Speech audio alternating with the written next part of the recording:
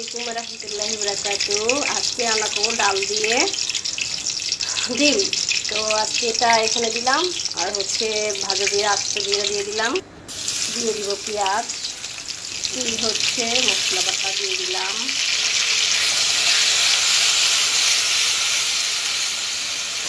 হলুদ গুঁড়া, মরিচের গুঁড়া, স্বাদ মতো লবণ, ধনিয়ার গুঁড়া, নাড়াচাড়া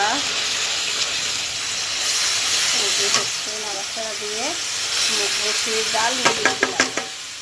ডালটা আমার মেয়ের টিচার দিয়েছে, ওদের গ্রাম থেকে এনে মুগ ডাল, ওদের খেতে নাকি চাষ করা হয়।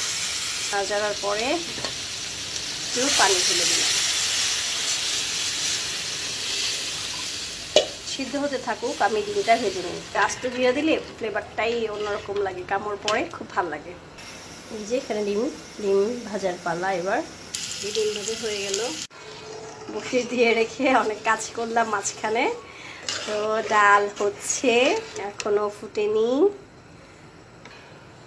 এই যে একটু সিদ্ধ হয়ে গেছে।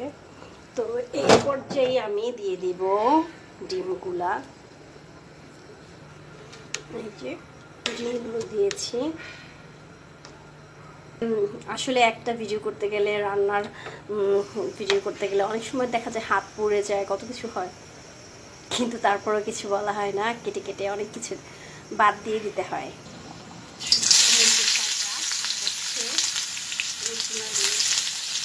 শুকনো মরিচ, এটা আমার খুব ভালো লাগে ফ্লেভার, আমি আরও দিতাম, বাট বাচ্চারা চিন্তা করে ঝাল কম দিয়েছি। এই যে ব্রাউন হচ্ছে, দিয়ে দিলাম